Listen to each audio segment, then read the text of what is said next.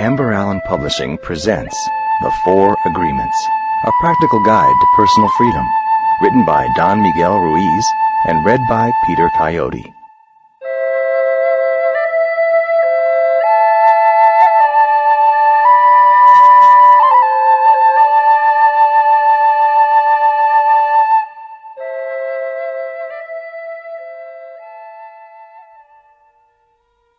The Smoky Mirror. 3,000 years ago, there was a human, just like you and me, who lived near a city surrounded by mountains. The human was studying to become a medicine man, to learn the knowledge of his ancestors, but he didn't completely agree with everything he was learning. In his heart, he felt there must be something more. One day, as he slept in a cave, he dreamed that he saw his own body sleeping. He came out of the cave on the night of a new moon. The sky was clear, and he could see millions of stars. Then something happened inside of him that transformed his life forever. He looked at his hands, he felt his body, and he heard his own voice say, "I am made of light. I am made of stars." He looked at the stars again, and he realized that it's not the stars that create light, but rather light that creates the stars. Everything is made of light, he said, and the space in between isn't empty. And he knew that everything that exists is one living being, and that light is the messenger of life, because it is alive and contains all information. Then he realized that although he was made of stars, he was not those stars. I am in between the stars, he thought. So he called the stars the tonal, and the light between the stars the nahual. And he knew that what created the harmony in space between the two is life, or intent. Without life, the tonal and the nahual could not exist. Life is the force of the absolute, the supreme, the creator who creates everything. This is what he discovered. Everything in existence is a manifestation of the one living being we call God. Everything is God.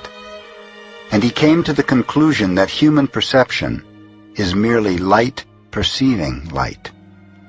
He also saw that matter is a mirror.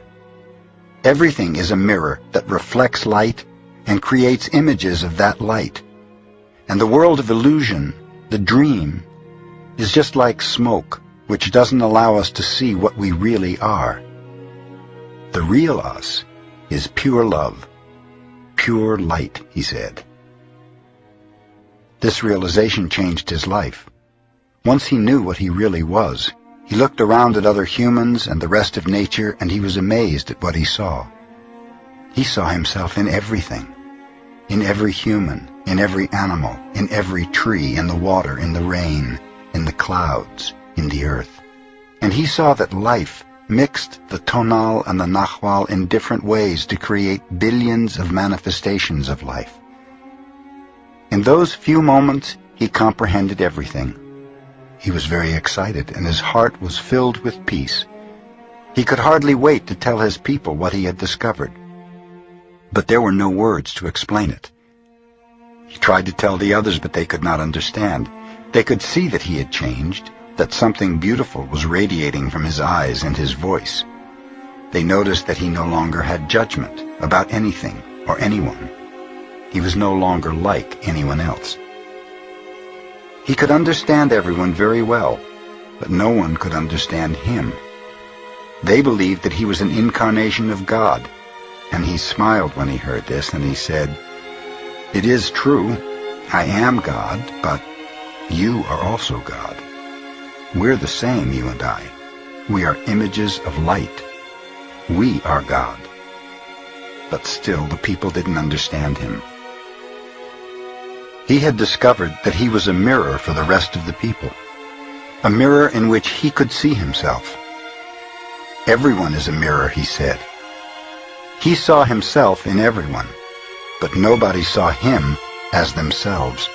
And he realized that everyone was dreaming, but without awareness, without knowing what they really are. They couldn't see him as themselves because there was a wall of fog or smoke between the mirrors. And that wall of fog was made by the interpretation of images of light, the dream of humans. Then he knew that he would soon forget all that he had learned. He wanted to remember all the visions he had had, so he decided to call himself the smoky mirror, so that he would always know that matter is a mirror, and the smoke in between is what keeps us from knowing what we are. He said, "I am the smoky mirror because I am looking at myself in all of you. But we don't recognize each other because of the smoke in between us. That smoke is the dream, and the mirror is you, the dreamer."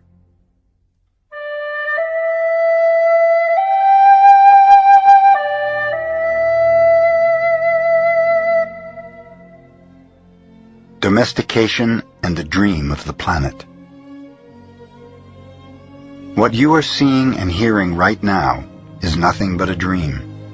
You're dreaming right now in this moment. You're dreaming with the brain awake. Dreaming is the main function of the mind, and the mind dreams 24 hours a day. It dreams when the brain is awake, and it also dreams when the brain is asleep. The difference is that when the brain is awake, there is a material frame that makes us perceive things in a linear way. When we go to sleep, we do not have the frame, and the dream has the tendency to change constantly. Humans are dreaming all the time. Before we were born, the humans before us created a big outside dream that we will call society's dream, or the dream of the planet. The dream of the planet is the collective dream of billions of smaller personal dreams, which together create a dream of a family, a dream of a community, a dream of a city, a dream of a country, and finally, a dream of the whole humanity. The dream of the planet includes all of society's rules, its beliefs, its laws, its religions, its different cultures and ways to be, its governments, schools, social events, and holidays. We are born with the capacity to learn how to dream, and the humans who live before us teach us how to dream the way society dreams. The outside dream has so many rules that when a new human is born, we hook the child's attention and introduce these rules into his or her mind. The outside dream uses mom and dad, the schools, and religion to teach us how to dream. Attention is the ability we have to discriminate and to focus only on that which we want to perceive. We can perceive millions of things simultaneously, but using our attention, we can hold whatever we want to perceive in the foreground of our mind. The adults around us hooked our attention and put information into our minds through repetition. That is the way we learned everything we know. By using our attention, we learned a whole reality, a whole dream.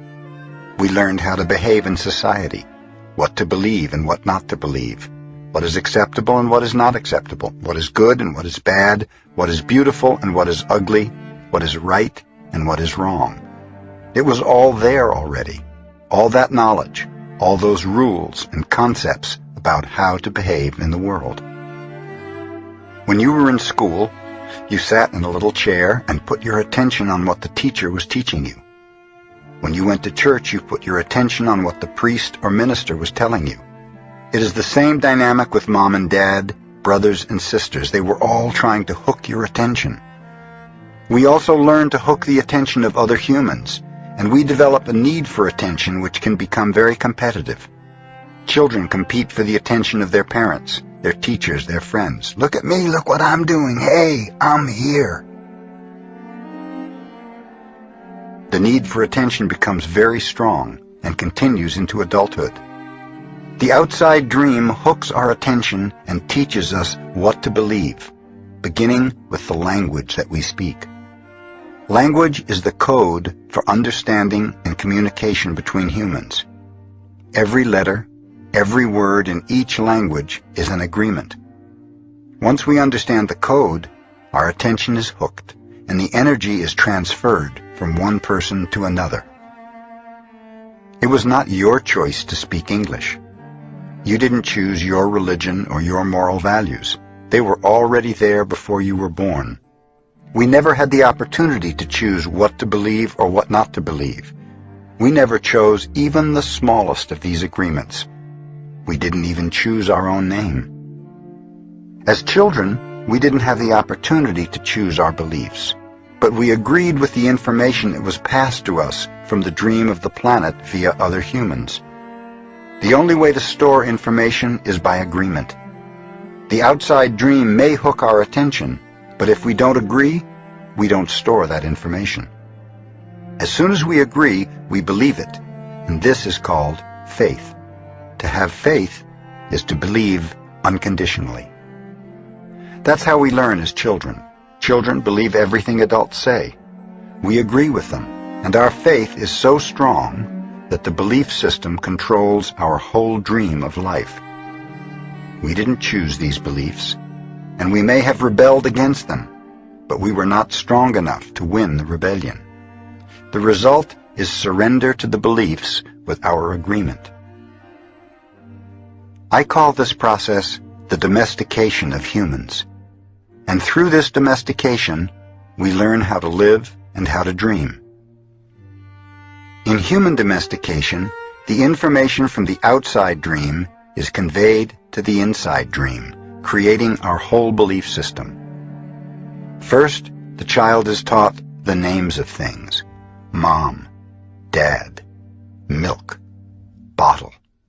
Day by day, at home, at school, at church, and from television, we are told how to live, what kind of behavior is acceptable. The outside dream teaches us how to be a human. We have a whole concept of what a woman is and what a man is, and we also learn to judge. We judge ourselves, we judge other people, we judge the neighbors. Children are domesticated the same way that we domesticate a dog, a cat, or any other animal.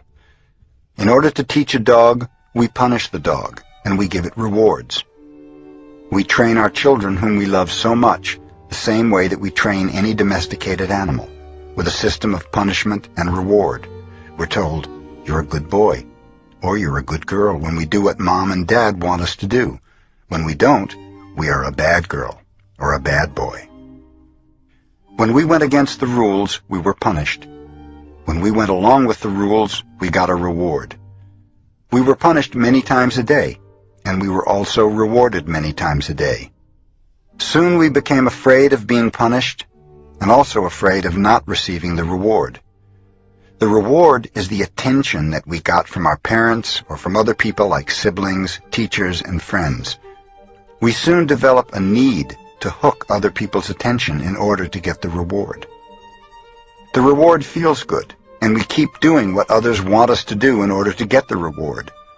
With that fear of being punished and that fear of not getting the reward, we start pretending to be what we are not, just to please others, just to be good enough for someone else. We try to please mom and dad, we try to please the teachers at school, we try to please the church, and so we start acting. We pretend to be what we are not because we are afraid of being rejected. The fear of being rejected becomes the fear of not being good enough. Eventually, we become someone that we are not. We become a copy of mama's beliefs, daddy's beliefs, society's beliefs, and religion's beliefs. All our normal tendencies are lost in the process of domestication. And when we're old enough for our mind to understand, we learn the word no. The adults say, don't do this and don't do that. We rebel and say no, because we are defending our freedom. We want to be ourselves, but we are very little, and the adults are big and strong. After a certain time, we are afraid because we know that every time we do something wrong, we're going to be punished. The domestication is so strong that at a certain point in our life, we no longer need anyone to domesticate us. We don't need mom or dad, the school, or the church to domesticate us. We're so well trained that we are our own domesticator. We are an auto-domesticated animal. We can now domesticate ourselves according to the same belief system we were given and using the same system of punishment and reward. We punish ourselves when we don't follow the rules according to our belief system. We reward ourselves when we are the good boy or the good girl. Just as the government has a book of laws that rule the society's dream, our belief system is the book of laws that rules our mind. Without question, whatever is in that book of law is our truth. We base all of our judgments according to the book of law, even if these judgments go against our own inner nature. Even moral laws, like the 10 Commandments, are programmed into our mind in the process of domestication. One by one, all these agreements go into the book of law, and these agreements rule our personal dream. There's something in our minds that judges everybody and everything, including the weather, the dog, the cat, everything. The inner judge uses what is in our book of law to judge everything we do and don't do, everything we think and don't think, and everything we feel and don't feel. Everything lives under the tyranny of this judge. Every time we do something that goes against the book of law, the judge says we are guilty. We need to be punished. We should be ashamed. This happens many times a day, day after day, for all the years of our lives. There's another part of us that receives the judgments, and this part is called the victim. The victim carries the blame, the guilt, and the shame. It is the part of us that says, "Poor me, I'm not good enough. I'm not intelligent enough. I'm not attractive enough. I'm not worthy of love. Poor me." The big judge agrees and says, "Yes, you're not good enough." And this is all based on a belief system that we never chose to believe. These beliefs are so strong that even years later, when we're exposed to new concepts and try to make our own decisions, we find that these beliefs still control our lives.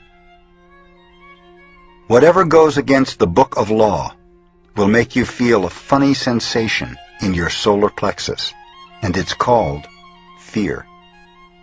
Breaking the rules in the book of law opens your emotional wounds, and your reaction is to create emotional poison, because even if the book of law is wrong, it makes you feel safe. Anything that challenges what you believe is going to make you feel unsafe. That is why we need a great deal of courage to challenge our own beliefs. Because even if we know we didn't choose all these beliefs, it's also true that we agreed to all of them. The agreement is so strong that even if we understand the concept of it not being true, we feel the blame, the guilt, and the shame that occur if we go against these rules. All these laws exist in our mind. We believe them. And the judge inside us bases everything on these rules. The judge decrees, and the victim suffers the guilt and punishment. But who says there is justice in this dream? True justice is paying only once for each mistake. True injustice is paying more than once for each mistake. How many times do we pay for one mistake? The answer is thousands of times. The human is the only animal on earth that pays 1,000 times for the same mistake. The rest of the animals pay once for every mistake they make, but not us. We have a powerful memory. We make a mistake, we judge ourselves, we find ourselves guilty, and we punish ourselves. If justice exists, then that was enough. We don't need to do it again. But every time we remember, we judge ourselves again, we are guilty again, and we punish ourselves again and again and again.